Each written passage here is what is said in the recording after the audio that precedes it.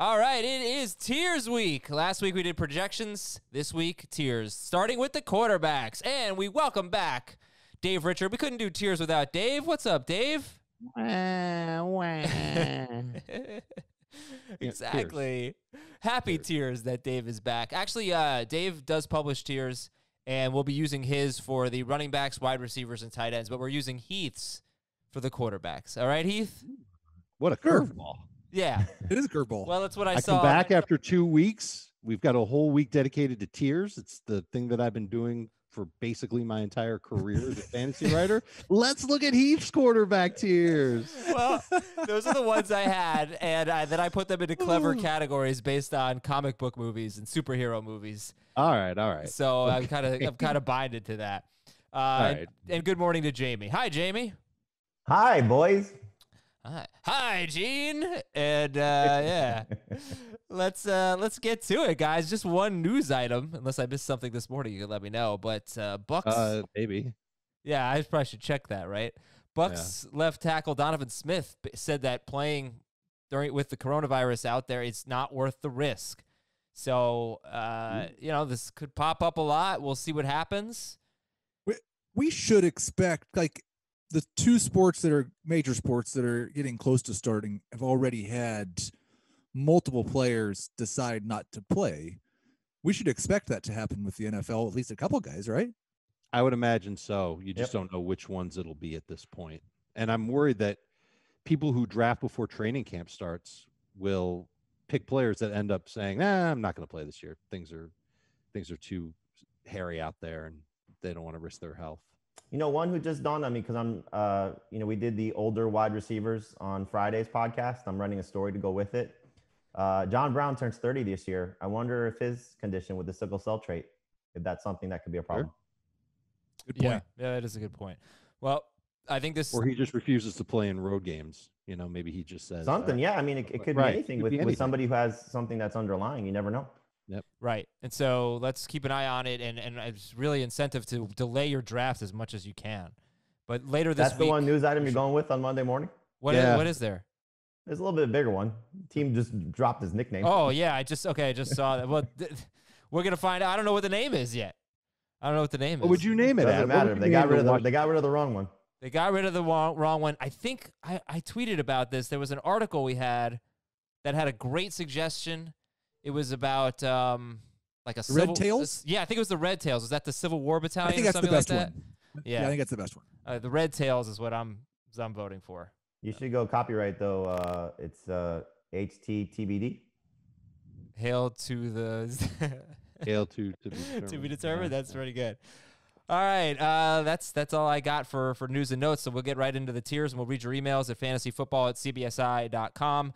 It's Monday morning, tomorrow night, Tuesday night, Twitch night, and I always I get sad when we don't play poker because I'm having so much fun playing poker. But I love mock drafts too.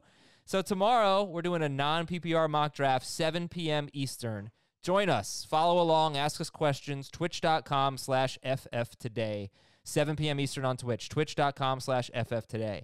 And podcast awards. We need your help. Nominate us, podcastawards.com. This is the website to go to, and the link is in the episode description. So podcastawards.com/app/sign-up.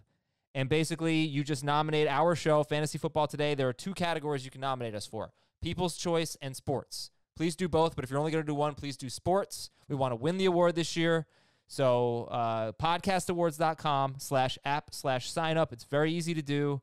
And we appreciate it. Thank you very much. All right, Heath left. So there he is. So no, I'm here. I just noticed that my laptop is not charging. Okay, at least he's not frozen like Friday. Yeah, that was wild. We're on YouTube. YouTube.com/fantasyfootball today. I desperately need a haircut. All right, so have you gotten one since it started? Not professionally. My wife's cut my hair a couple times. I've kind of cut some of it as well. You look like MC Search from third base. I am strongly considering the man bun.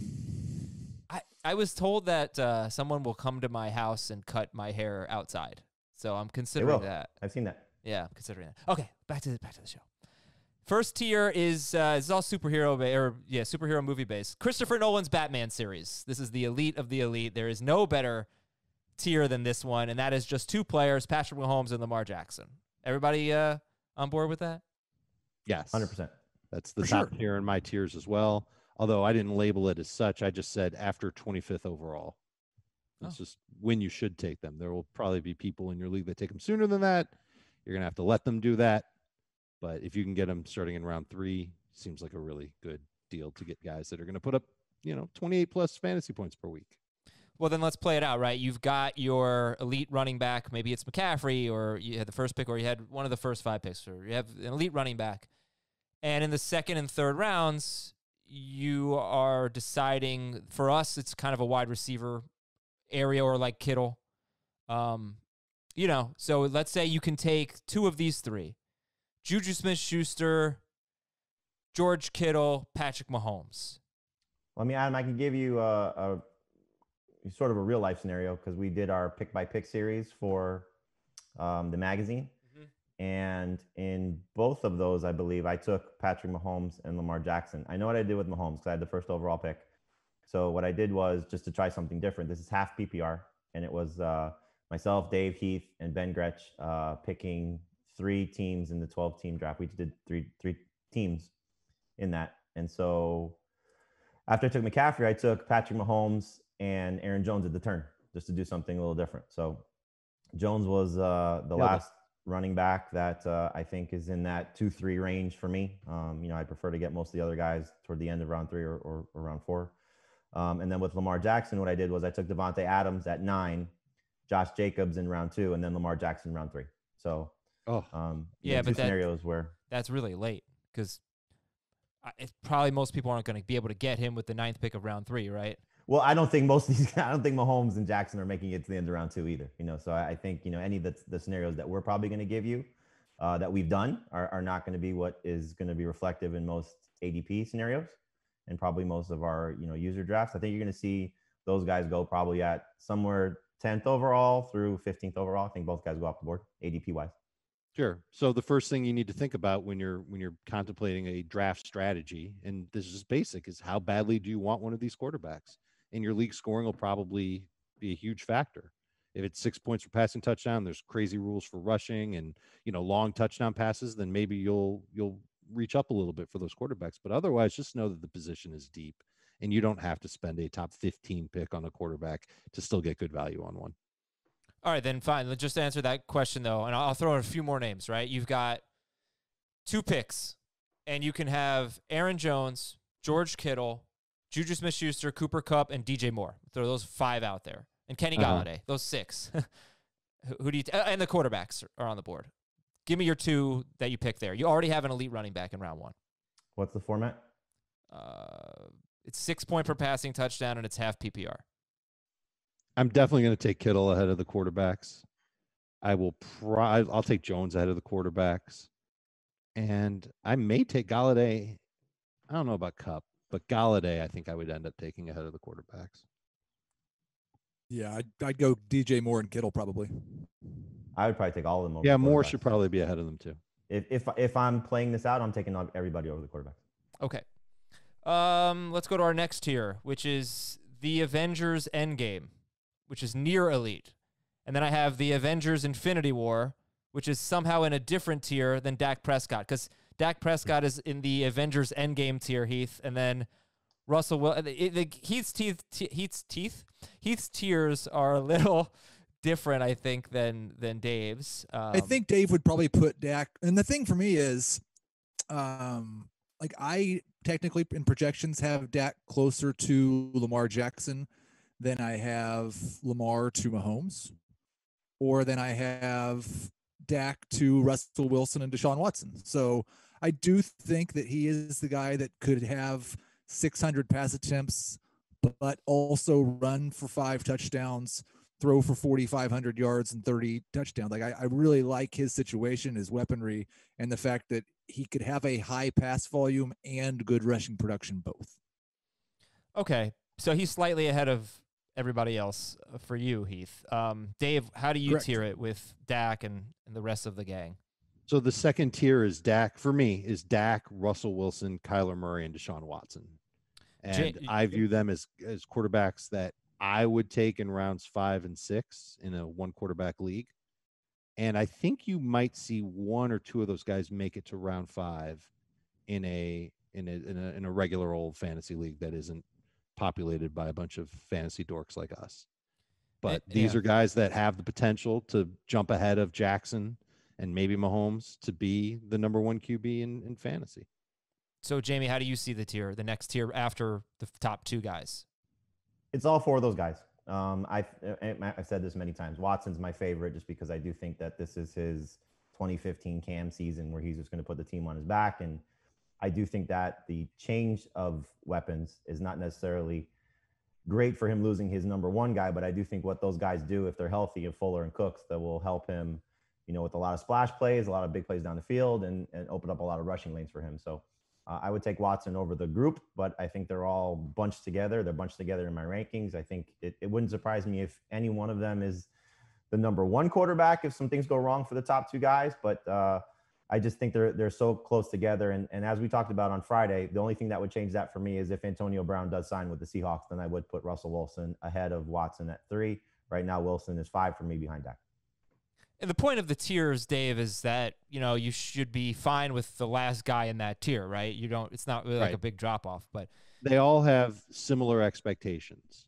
But is that how you're drafting it, or is there one in there that you actually really target? Well, I mean, they're in the order in which I have them ranked. So if all 4 of those guys are on the board and it's round 6 and I decide to take a quarterback because it's good value, Dak is going to be the one. Mm-hmm.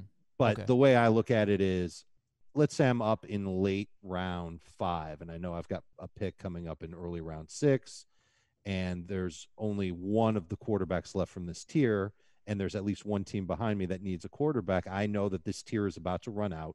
I want to be able to get the best possible value I can at quarterback. So it almost alerts me, okay, if you're not going to take a quarterback now, you're going to have to pick somebody from the next tier. So you better make sure if you're taking somebody from another position, it's somebody who is absolutely worth it because you're missing out on a really great quarterback. The tiers just basically let you know when the next best level of players is coming up. And then the group of, maybe I'm not explaining it the best. No, you are. A group of players with the best possible expectations is running out or is coming up, to be aware of it. I'm not sure if I'm explaining it exactly well. I wrote it better in the Tiers and Strategies story that you guys will read on cbssports.com.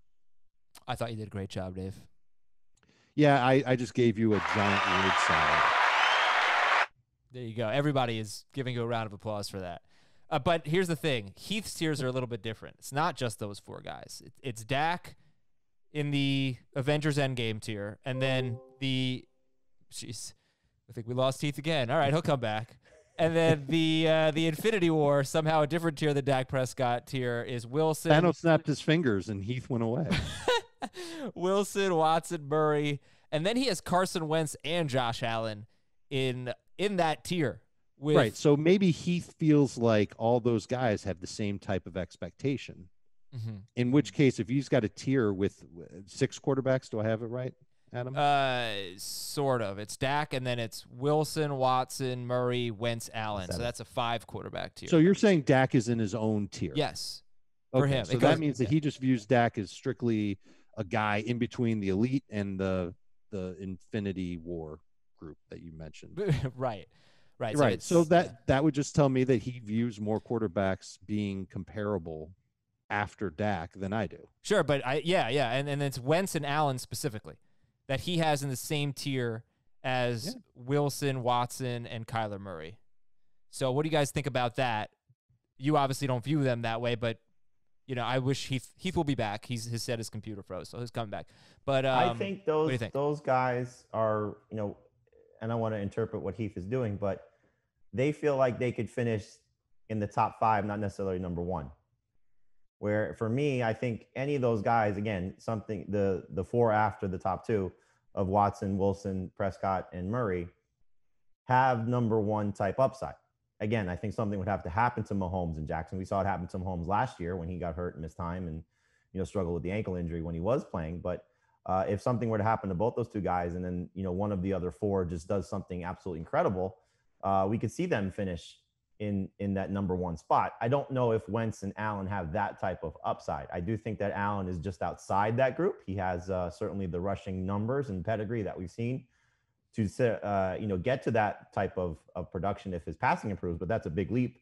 And then Wentz, as we saw in 2017 before his ACL tear, he was neck and neck with Deshaun Watson for points per game, being as the number one quarterback that season. So, he's got that type of upside as well, but he's got a whole new receiving core essentially. If Alshon and Deshaun are going to miss time, certainly with injuries or other circumstances. So I think, when you look at those two in particular, to me, they're closer to, maybe their top 5 as opposed to maybe their top 3.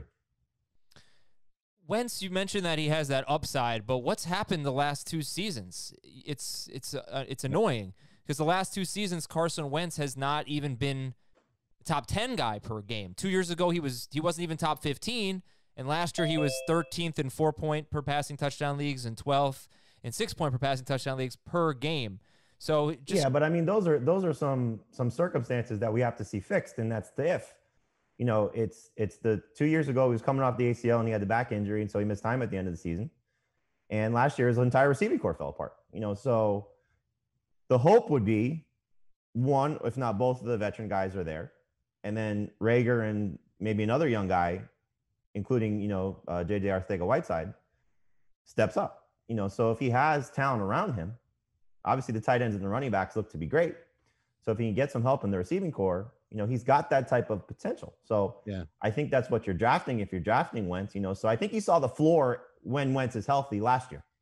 So that's, I think his floor is like QB 12, right? Like he can still finish. I would say 10, if that's what last year was, because he was working his way through a lot of different things. It was just the 2 years of injury concerns. It was everybody falling apart around. I mean, look what he did with Deshaun in week 1. How good that combo looked. True. Look what he had to put together at the end of the season with Greg Ward and the running backs and those guys doing everything to help him. So I think if you were to say, like if Rager reaches the heights that Dave has for him as, one of the best rookie wide receivers, if not the best, and maybe Deshaun or Alshon give you something, of what we've seen them, when they're healthy, the tight ends are going to produce, the running backs are going to produce. You got to have faith in Doug Peterson after what he's shown you as a head coach and a play caller.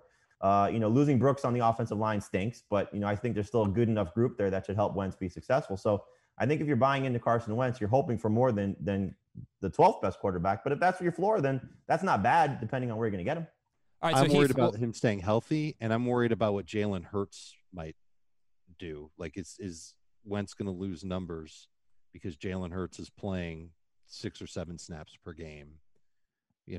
Even if he's just running and not really doing a whole lot else, not doing a lot of passing, it's still. Well, that's going to hurt Miles Sanders too. So that would hurt Miles Sanders too. Why would it hurt Miles Sanders? I mean, it's not like we talk about Taysom Hill hurting Alvin Kamara. We talk about Taysom Hill hurting Drew Brees. That's true. Like if Miles Sanders is going to be the pass catcher that we think he has already shown and should continue to be, then it shouldn't hurt him to the point where you would, drop him around in your fantasy projection. Look, it could hurt Miles. It could easily be Jalen Hurts comes in a 3rd and goal from the 2 and runs it in or something like that. Heath, Carson Wentz and Josh Allen being in that tier with those 3 guys, with Kyler Murray, Russell Wilson, and Deshaun Watson. Now, welcome back. What do you want to say about that?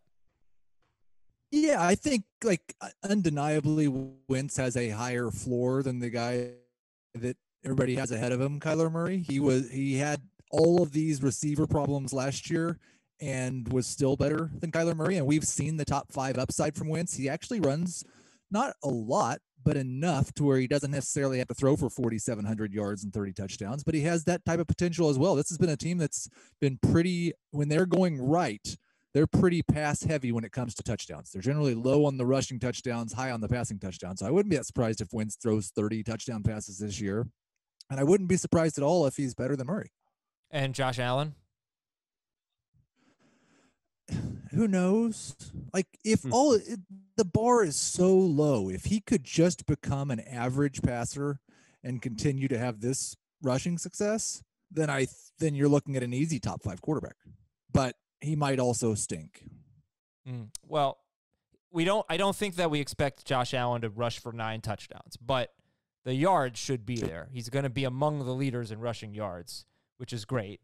And he just added Stephon Diggs. And he hasn't been a good passer, but what does it mean to you guys that Josh Allen did improve? His numbers did improve significantly from year 1 to year 2. And they gave him weapons. And they gave him Diggs, yeah. Right. Well, I'm saying last year they gave him Brown and Beasley. And so you saw a step forward from year 1 to year 2. And now you got to see the progression from year 2 to year 3. I mean, I think the thing that will sway it is, will the rushing go down? Because I don't think he's going to regress as a passer. I think that would be certainly, disastrous for Buffalo if he goes backwards. So again, if we're talking floor ceiling, I think we've seen his floor as a passer. And now you're adding a guy who's a great route runner. Hopefully will, continue to make some plays down the field and help Josh Allen continue to grow, as well as Brown and Beasley continuing to be there, and maybe whatever Zach Moss and Devin Singletary do out of the backfield also. So I think Allen's got a high ceiling. If the rushing comes down, though, that's going to be a problem. So if he goes from, 9 to 2 in terms of the rushing touchdowns and maybe loses 50 to 100 yards rushing, that's going to be problematic if the passing doesn't go up. But the hope would be is that his mechanics improve. The addition of Diggs helps him, and he gets a little bit better. So I'm with Heath. He does have top 5 upside, but I don't think he has necessarily the downside of being outside a top 12 guy unless he just gets hurt. I think he's got downside of outside the top 12. And I think I'll admit that he could finish as QB5 this year. Do you know how many games he's thrown for over 300 yards in his career? He hasn't thrown for 270 yards yet. Yeah. Well, I mean, that was going to be my next question. Thanks. I think if Buffalo's smart, they're just going to tell him, don't chuck it deep as much. And they're going to use Stephon Diggs as a catch and run threat and not as a deep ball threat. And if they do that, then that would probably mean that we're drafting Diggs a little too late. But it also means that Josh Allen may not be in a position to get like huge chunk yardage and eventually break through for a 275-yard game or a 300-yard game. All right, we're going to take a break here on Fantasy Football today. When we come back, we've got the Ironman tier, durable old guys who don't run. I think that was pretty clever, right? Yeah, that was the best. That was the best tier name. They're also very, very rich. Yeah, that is very true. Okay. We'll see who the Tony Starks of fantasy football are when we come back.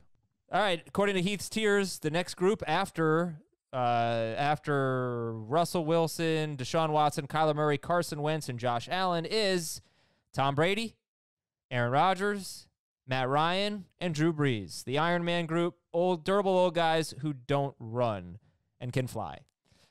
So Brady, Rodgers, Matt Ryan, Drew Brees. Heath, why don't you give us the first word on this tier? Yeah, I mean, you pretty well nailed it with the durable old guys who don't run. We expect all these guys to have big time passing numbers, but their ceiling, like the way that football is right now with the Lamar Jacksons, the Kyler Murrays, the Deshaun Watsons, if you're not running for 150 yards, they might have to have like a 45 touchdown season to just get into the top 3 or 4 quarterbacks. I don't know that it's reasonable to expect that one of these guys actually has top 3 upside anymore, but they could certainly be top 5 or 6 guys with just an outstanding passing production. What will be interesting is what the volume is like. I don't think there's really much question for Ryan, and really probably shouldn't be for Brady either. They're going to throw less than they did last year. Rodgers and Brees both a little bit more interesting because we've saw New Orleans before last year was really trending towards more run heavy. We know that Green Bay is behaving like they're going to be more run heavy. If you're on a team or if you're a quarterback that doesn't run and you only get to throw the ball 525, 545 times in a season, it's hard to crack the top 10. Is Stafford not on this list because of the durable word? He's just in the next tier. He's the first guy in the next tier, which is the Watchmen tier, which is not your first choice, but if it's on, you'll watch it and realize, okay, that was pretty solid. And by the way, the end of this tier is 12 quarterbacks. So these four guys are 9, 10, 11, 12. Brady, Rodgers, Ryan, and Brees. So Matthew Stafford is the first guy in the next tier. So you're taking Rodgers over Stafford? What's that? You're taking Rodgers over Stafford? I've got Rodgers over Stafford right now, yeah. And you have Rodgers over Brees. But in the same tier. Yes. Well, all right, so breaking these guys down, Heath, you said you think Brady will throw less than he did last year? No, I think Brady will throw less than Jameis did last year. Okay. Brady actually threw a lot last year, I think, but Jameis threw 626 times. That's a ton. Rodgers, the question I have about Rodgers is the defense good enough for the Packers to be as run heavy as they kind of want to be? Because when I was looking into Rodgers just statistically, it's just touchdown rate, right? He's still really, really good. Well, and I would just it's yards per attempt too. Last year, league median was 7.5 yards per attempt. I don't know that he's been over 7.5 yards per attempt in like 5 years. He hasn't, but one thing he doesn't do is throw interceptions, which is a little bit of an underrated stat in fantasy. He just doesn't turn the ball over. So, I can get the exact stats, but okay, he was the number one quarterback in 2016. In 2017, he only played 6 healthy games. But based on those 6 games, he would have been the number 2 quarterback. So he was still elite. 2018, he was on pace for over 4,700 yards if you remove week 17 when he got hurt after 5 pass attempts. So his first 15 games on pace for 4,700 yards, but only 27 touchdowns. So the touchdown rate was really low. And then last year was a little more concerning because the rushing really went away too. He's 170 rushing yards, something like that. But I don't know. Even though the yards per attempt and the completion rate are declining, I still feel like it's good enough for him that if he just gets that touchdown rate back up, we shouldn't be writing him off, is I guess what I'm trying to say. Do you agree with that? For me, what has happened to Aaron Rodgers the last 2 years is what scares me about Russell Wilson and Dynasty. Go on. The falling off a cliff. Because Wilson, like Rodgers, I think they're 1 and 2 all time in career touchdown rate. And you can't, and they're both mobile quarterbacks, and Rodgers hasn't aged particularly well in terms of a mobile quarterback. So the rushing yards and the touchdown rate are 2 things that can very easily fall off. And then if you don't have the volume, you're just not very good for fantasy. But there's one huge difference, and that is that Russ's receiving core is trending upward, and it has been for the past couple of years, whereas Rodgers is trending downward. And I would imagine that the Packers are aware of the touchdown rate for Rodgers, and that might be why they got Devin Funchess. As gross as that might sound to you guys, they probably view Funchess as a guy that can help Aaron Rodgers in the red zone. And that's where that's where having a lack of a deep receiving core hurts Aaron Rodgers' touchdown rate. Because if he had Adams and Cobb and Jordy Nelson, I think they all were on the team at the same time at one point. Yeah. That's amazing. He's going to throw a lot of touchdowns. And last year was kind of evidence, especially when Devontae Adams got hurt, that it's hard for him to find a lot of touchdowns. And the other thing, surprising, some of his best games came when Adams was out, though. There was one, right? I think he had 30% of all of his fantasy points in 2 games, and one of them came without Adams. Maybe both of them did. I don't remember. Yeah, no, he was fine without Adams. It was really seemed like it was just matchups for him all year, which is weird. He had 53 points against. Well, no, he had opportunities to throw touchdowns. He just didn't get it done. I mean, I think if he had a deeper receiving core, we could count on Rodgers to get back over the 30 number. He's gonna end up at a spot where, if you don't get the quarterback that you want, you continue to wait. He's gonna be one of the 2 guys that you probably draft and be okay for certain parts of the season. I don't think he has league winning upside anymore. The guys have laid that out. And to Dave's point about the red zone potential, I don't think you bring in A.J. Dillon to say we're going to throw more in the red zone or throw more near the goal line. You're going to bring in a big power back to probably continue to run the ball in that range, whether it's him or Aaron Jones, as successful as Jones was last year. So I'm not putting Rodgers in this group. I'd rather have Stafford. I'd rather have Big Ben. If you're talking about guys that are similar in terms of what they'll do as passers as opposed to what their rushing potential will do to enhance their passing ability. Understandably so, the durable question. That's why I asked, Heath, is that the reason why maybe Rodgers over Stafford? But durability is a concern for those 2 guys. I just look at Rodgers right now as somebody who, you mentioned the interceptions. He doesn't want to throw interceptions. Pete Prisco's had a conversation with him. I think I've referenced this before from what Pete told me, in that Pete said to him, you got to be around 11 or 12 interceptions because that means you're taking more chances.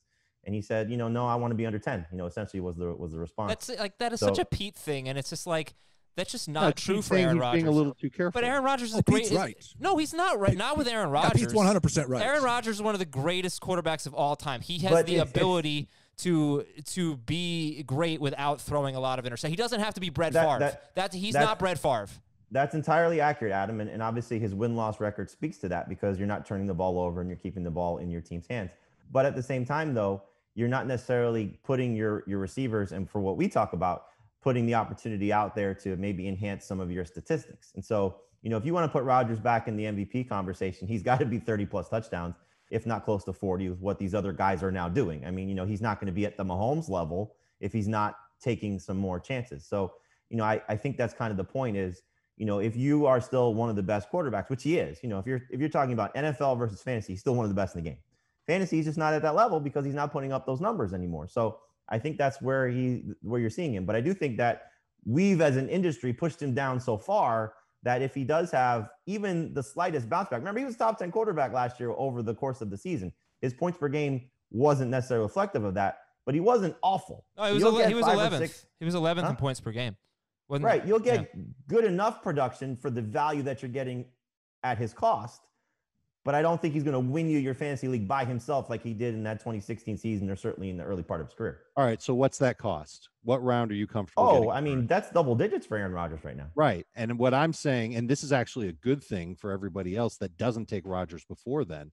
If some doofus in your league takes Aaron Rodgers in round 7, it pushes another quarterback down to you. So you almost want to root for somebody to take Aaron Rodgers with the top 75 pick in your draft. That's how I pretty much feel about this tier. Is I'm pretty happy just taking the last one that gets drafted.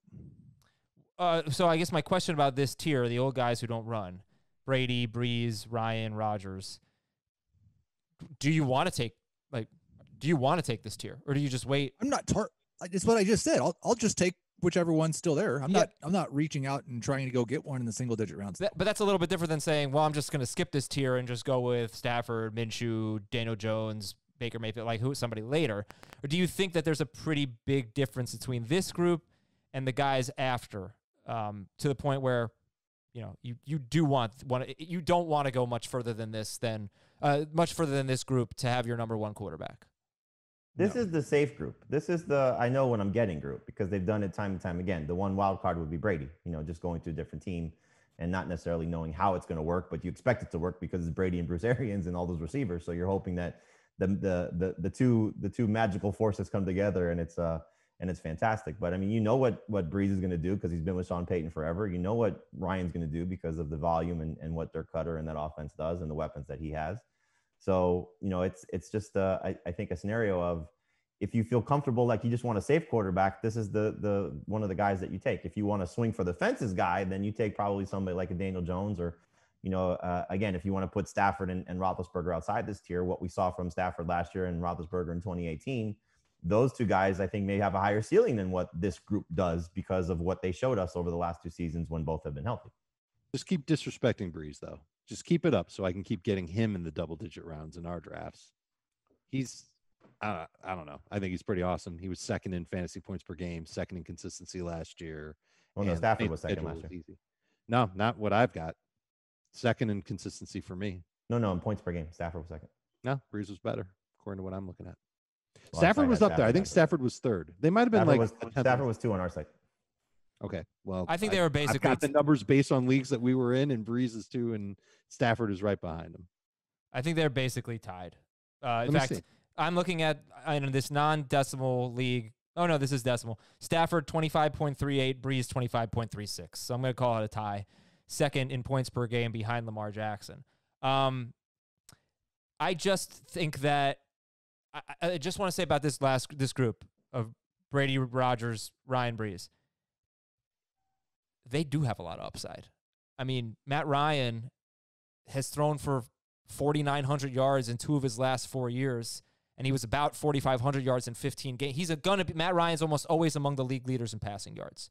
Tom Brady has his best weapons since 2007. I think the point I was saying, Adam, was I've got Matt Ryan projected for 4,700 yards, and he's still 11th. How many touchdowns? How many touchdowns did you give him? 28. Well, yeah, he's got actually, this weird thing. Hilariously, 28.3. Why is that hilarious? Oh, total coinky dink. I don't get it. Is that literally the very first stat that you put halftime score of the Super Bowl? Oh. Yeah, all right, but like Matthew Stafford or Matt Ryan was the number 1 quarterback or number 2 quarterback in fantasy 2 years ago, 2018. He had 35 touchdown passes. Yeah. All these guys, we've said it. Where would that season have compared, though, to Mahomes and Jackson the past 2 years? No, it wouldn't have, but it would have compared to any other quarterback. These guys are all good. They're all going to help you win. Okay, so let's go to the next tier, which I asked my friend, hey, what's a comic book movie or superhero movie that is not your first choice to watch, but if it's on, you'll watch it and you realize it's pretty solid? And he said Watchmen. I don't know if you guys have a better suggestion for this group. The horrible suggestion. Okay, Jamie said it's solid. I'm running with it. Stafford, Minshew, Cam, Goff, Roethlisberger, Daniel Jones, Tyrod Taylor. Stafford, Minshew, Cam, Goff, Roethlisberger, Daniel Jones, Tyrod Taylor. So you've got one crappy second-year quarterback in there. I'll let the listeners decide who they think it is. Is it Minshew or Daniel Jones? And you got Stafford, you got Cam, Goff, Roethlisberger, Tyrod Taylor. All right, interesting group here. Jamie, what's your reaction to this group? Do you think that they all belong in the same tier? I mean, it's nitpicking, with I think Stafford should be ahead of Rodgers, but in terms of, these are guys that could, all finish in the top 10. Cam, as we've seen when he's right, Daniel Jones and Minshew, showed you some good flashes last year. Roethlisberger in 2018 was a top 3 quarterback when he had his best season ever. So there's Goff was top 6 2 years ago, before he had 4 disastrous games last year. So yeah, I think these guys are all great. And then for Tyrod, we've said this time and time again, or Tyrod, that if he were to play 16 games, he would have the chance to be, ranked in this group and maybe drafted in this group. It's just the uncertainty of when he's going to get removed, if that happens, for Justin Herbert, who was a top 10 pick in the NFL draft. So, there's a little bit more uncertainty with him, but that's the gamble that you're taking. If you do take Tyrod Taylor, that you're going to get maybe a guy that could be fantastic for you for the amount of games that he plays. Dave, your thoughts on this group? It's a completely different looking set of tiers. Like once we get to the 3rd and 4th tiers on Heath, it diverges so much from mine. And a lot of the names that he has in this tier, I've gotten a tier called early streamers, which are basically well into the double-digit rounds, guys that you'll take just to begin the year with. Jamie encapsulated Tyrod Taylor perfectly. You use him to begin the season. If he's anything like his old self, his Buffalo days, then you're putting yourself a step ahead of the competition in your fantasy league. And if he's like he was in the Browns days, who gives a padoodle? You go ahead and cut him and you pick up somebody else. And you can say that about anybody that you're taking late at quarterback. And that includes Cam. It includes Gardner Minshew. But there are quarterbacks that I think just have a little bit more upside that I would take before them. And unfortunately, there are a lot of them. Guys that I would take Roethlisberger above everybody that I just mentioned. Cam, Tyrod, Baker Mayfield, Gardner Minshew. I'm not sure exactly who's in Heath's tier, but there's a couple of guys in there. Daniel Jones is another that I just think has huge upside for 2020. And I would put them a tier above those that I would just look at as, all right, they're streamers. I'm going to get started with Cam Newton as my quarterback. If he's great, awesome. I've got this year's Lamar Jackson. If he's not, I can go and pivot to a different quarterback. Yeah, I think this tier should have been the Riddler tier, because like all those question marks, there's plenty. Like, it's undeniable. Cam Newton plays 16 games. Every time he's done it, he's been a top 5 quarterback. Cam Newton has as much upside as any quarterback not named Patrick Mahomes or Lamar Jackson. Ben Roethlisberger has a ton of upside, but like Cam Newton, he's coming off a major injury. Gardner Minshew and Daniel Jones have both looked like number 1 quarterbacks, and they've both looked kind of laughably bad at times, especially if your league penalizes for fumbles. So like I think there's a lot of upside, and there's a lot of question marks with virtually everyone in this group. Which is why none of them are going to go before round 10, much less round 11. Or at least that's what I think. I wasn't around when you guys talked about Cam. I don't know if there's anybody that's willing to take Cam in round 8 or round 9, but I wouldn't. I think that just depends on the league that you're in when quarterbacks come off the board. But certainly, most of our drafts, no. Right. Yeah, like if you look at NFC average draft position right now, Matthew Stafford is the 13th quarterback off the board, right after Drew Brees and Aaron Rodgers. Go get him. He's 108th overall, so you're talking round 9, round 10. That's the end of That's the last pick of round 9. And okay, so there are a lot of question marks about a lot of players in this tier, but we've already heard Jamey talk about Stafford. Does Matthew Stafford have question marks, or do you feel like you know what you're getting with him? Yes, he definitely has question marks because I feel like every time we run to draft Matthew Stafford, he lets us down. And then the year after that, it's like what we have with Matt Ryan, where 1 year they're great and 1 year they're just kind of meh.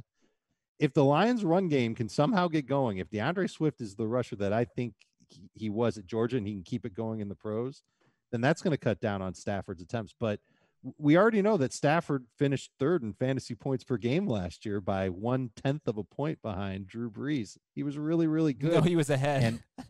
And no. What I'm looking at is a 10th point. What you're looking at, he's 2/100ths of a point ahead. Okay. He was really close. We'll call it a tie. That's fine. I was just being goofy. And I do think that Stafford, if the run game can't get going, and the run game has never really been able to be successful on a consistent basis under Matt Patricia in Detroit, then you're going to see Stafford continue to throw. And he's immense value getting him at the last pick in round 9 in a fancy schmancy high stakes league. That just sounds like a very wise pick that can lead to the playoffs. Yeah, I'd say Stafford probably should be in the tier above this. Go for it, Heath. He was QB 7 to 9 3 straight years. 2015, 16, 17. QB 7 to 9.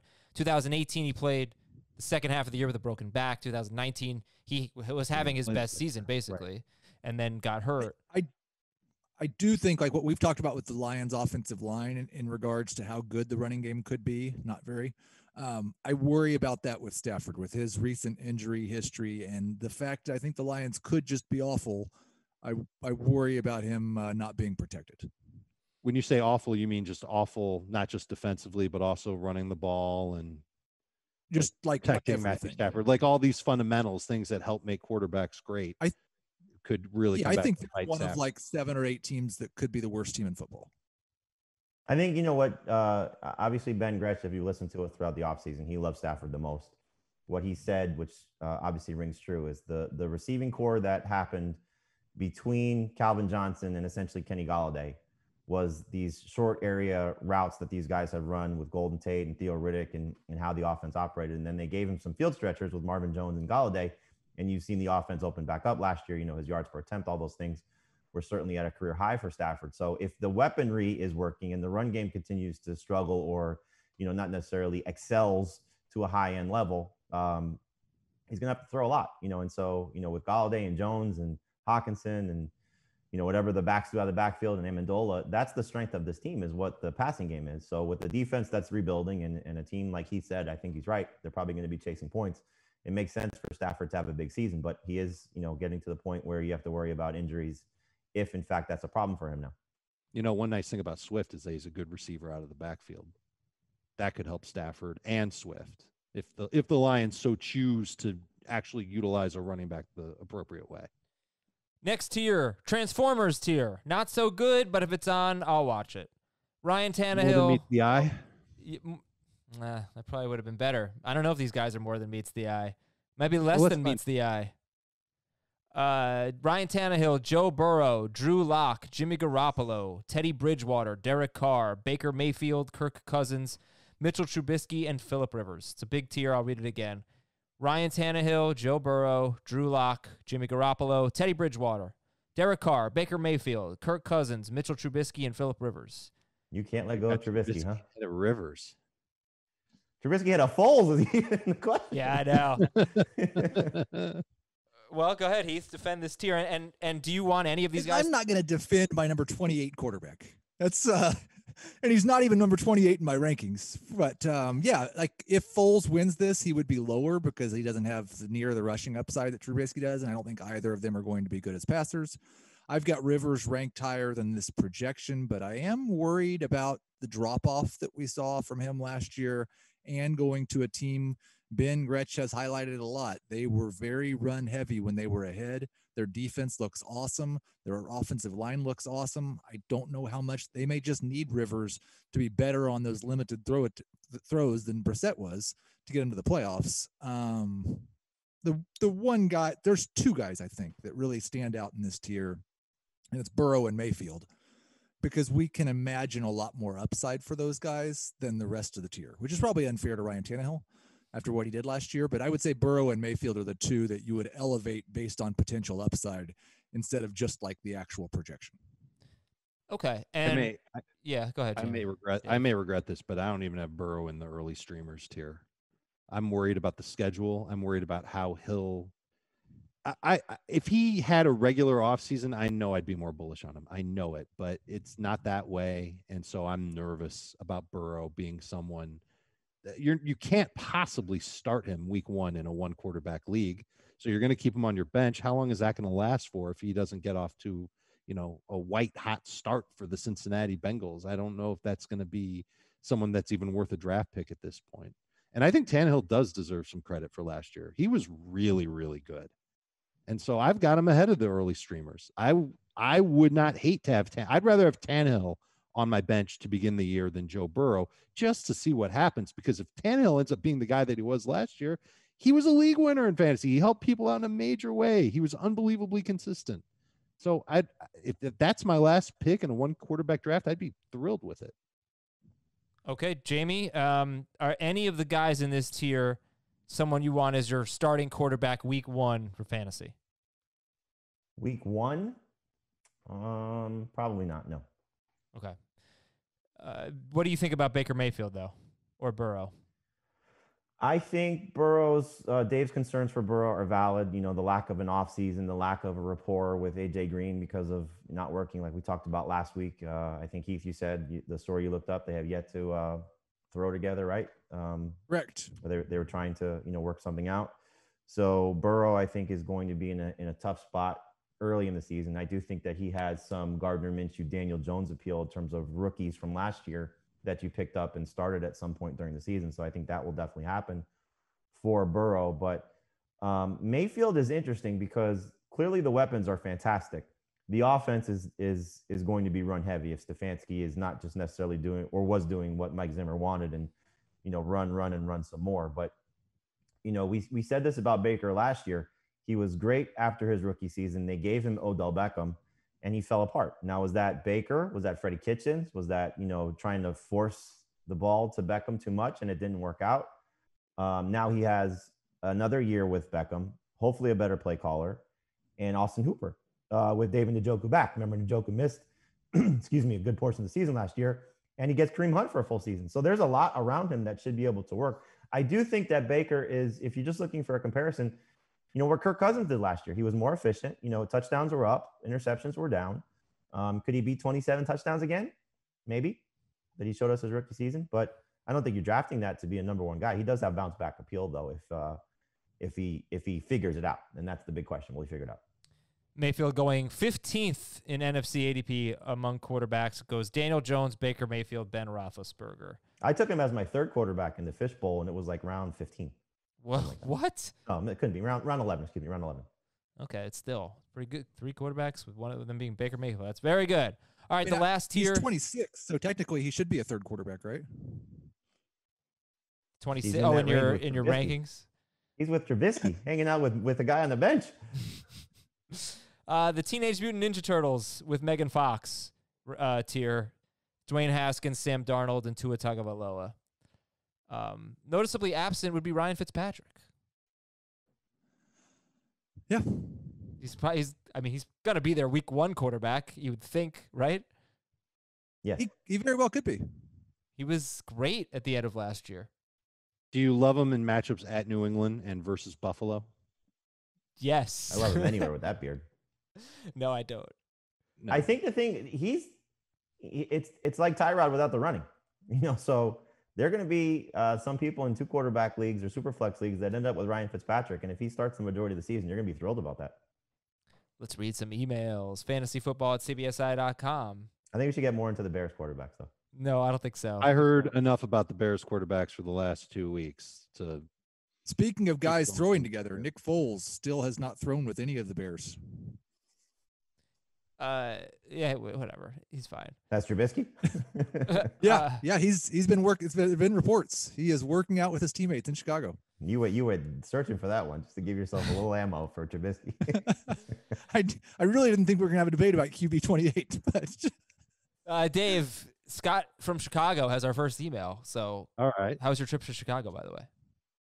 It was excellent. It was great to see family and all my friends, Giordano, Aurelio, and Lou. Everybody's having a summer except for me. I think I might have to start having a summer. Dear Hardy, Miller, Beth, and Mark. This is something called Broadchurch. Never heard of this.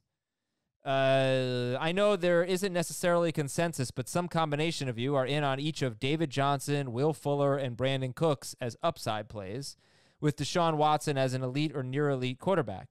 But I noticed that the Texans' first 4 games are at the Chiefs versus Baltimore, at Pittsburgh, and versus Minnesota. Does this opening gauntlet scare you off of Texans' skill players in the ranges they're going? It's part of the reason why I've got Deshaun Watson ranked at the back of the second tier bus. His talent's undeniable. I just got done watching his NFL Game Pass film session episode, and I learned a couple of things. There's a couple of interesting wrinkles in there that I think we can carry into 2020. But that schedule is dangerous, and it makes me really like David Johnson less, and I'm not even a big fan of him to begin with because he's old and crappy. What's the schedule again? At Kansas City versus Baltimore, at Pittsburgh versus Minnesota. Well, I mean, you saw what he did against the Chiefs in the playoffs, right? In Kansas City. I don't remember what his stats ended up being. I know they got off to a great start. 388-2, 67-1, 37-1. It's a pretty good game. Yeah, it's a pretty good game. Okay. But, you know, he did have DeAndre Hopkins back then. It's very true. He did have DeAndre Hopkins. So I was talking about this on Twitch last week with Chris Towers. And, you know, he was kind of wondering, like, why I would be down on Deshaun Watson. He said, like, has any great quarterback lost the number 1 receiver and struggled or something like that? And it's kind of hard to find, but the examples are not good. I mean, Aaron Rodgers losing Jordy Nelson to the ACL tear. Rodgers had a pretty bad season by his standards. But that's a hold on, I'll get there. Injury, Dak Prescott before Amari Cooper was nothing like Dak Prescott with Amari Cooper. Jared Goff lost Cooper Kupp midseason, and also Todd Gurley got hurt at that point. So he hasn't been the same. I couldn't think of an example of a quarterback losing his best player and not being worse. And Tom Brady, the numbers with and without Rob Gronkowski have always been very different. Now, the difference in this situation is he's getting Brandon Cooks. It's not like he's just losing DeAndre Hopkins. He's replacing him with Brandon Cooks, so that is better. But I cannot think of a situation where a quarterback lost his best player and didn't fall off, lost his best receiver and didn't fall off. How did Stafford do without Calvin Johnson? Not great. Yeah, I don't think it was. But again, you know, what are the replacement options that we're stepping into those guys? Yeah, it's true. But unfortunately, Brandon Cooks and Will Fuller's the most injury-prone wide receiver in football, quite arguably, and Brandon Cooks has concussion history. All right, he's right behind Fuller in terms of missing time potentially. Well, no, he's only missed 3 games in his career, hasn't he? I know, but you look at his body of work and you know about the concussion issues, and you have to take note of that. That's got to be part of the formula for how you evaluate Brandon Cooks. Well, what do you think? This is a quarterback show after all. So what do you think about that? And maybe I'm just forgetting someone, but it is tough. Even Mahomes last year wasn't as good. Was it because of his injury? But without Doug Baldwin last year. Wilson? Yeah. Wilson was fine, yeah. But he had Lockett, yeah. I mean, that's a good call because Lockett and Metcalf. That's a great comparison. It's a great comparison. Right, because you're talking about an elite level quarterback. Well, I don't think anybody's saying Deshaun is not. He is. Lockett also is profile similar to guys like Fuller and Cooks. Except he stays healthy. Did he? He was hospitalized and didn't miss a game. Will Fuller tweaks a hamstring and it's half the season gone. All righty. Let's go to Lucas from San Francisco. Is going robust RB a justifiable strategy this year? During mock drafts, when I've gone 3 or 4 running backs straight, I can still find target hogs in the rounds after, like Robert Woods, Devontae Parker, DJ Chark, Terry McLaurin. A man after my own heart. The problem I think is that go ahead. It's that third running back, because you can get 2 really good ones in the first 2 rounds.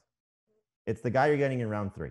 You know, so it's that group of, and it depends how you like these guys, of Carson and Connor and Gurley and Gordon and Bell and David Johnson and, you know, Ben would probably take Jonathan Taylor in round 2 at this point, but Jonathan Taylor and, you know, those other guys that you're getting in that round 3 range, is that better than taking, you know, Galladay or Thielen or AJ Brown, you know, depending on the format?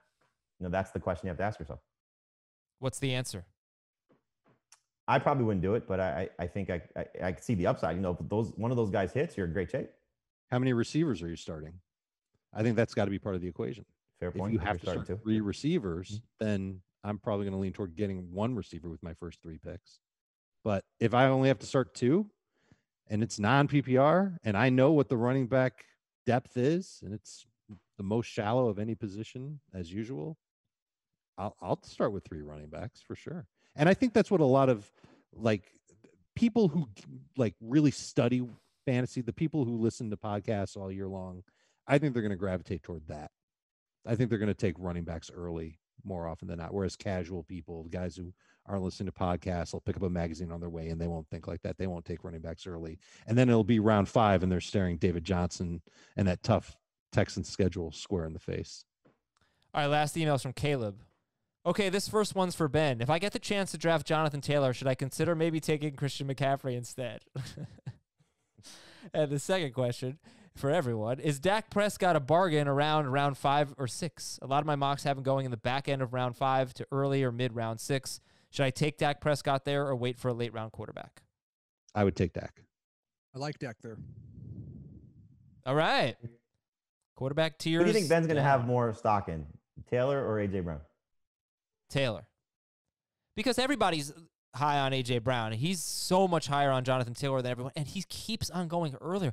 Like well, Yeah. I don't. But look at their ADP in NFC. Taylor's like 30th. I don't think he's that much. He's that much higher than us on Taylor, but I don't know that he's that much higher than like where Taylor's getting drafted. All right, but he's RB 18. NFC ADP is just so skewed towards running backs. AJ Brown is wide receiver 17. I don't know. It's just like at first he was taking Jonathan Taylor in round 4, and I was like, that feels kind of early. And now he's taking him in round 3. And it's just, maybe I'm crazy. I don't know, but he just keeps going earlier and earlier for him.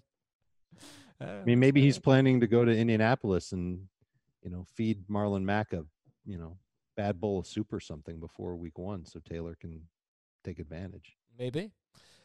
All right, guys. Thank you for your time today on this quarterback tiers episode. We got Dave's tiers. Dave, what should we use for your tiers? We did comic book movies for this one. Well, since I'm coming back from Chicago and I put on at least 5 pounds, I think pizza would probably be all right. Apropos. Pizza toppings, maybe? Like first one will be just cheese. You can do toppings, or we can do let's do toppings. That's gonna be better. So those top 5 running backs are going to be the what? Just cheese pizza, just original, can't be beat. Right? No. What's the elite tier of pizza? You can get a cheese pizza pretty much anywhere. Hey, I can get a good look at a T-bone. We're out of here, everybody. Talk to you on Tuesday with running backs and Tuesday night on Twitch. Vote for us, Podcast Awards. Talk to you then. Want more of the Fantasy Football Today podcast and nonstop year-round fantasy advice? It's simple. Hit the subscribe button and hang with us all throughout the year.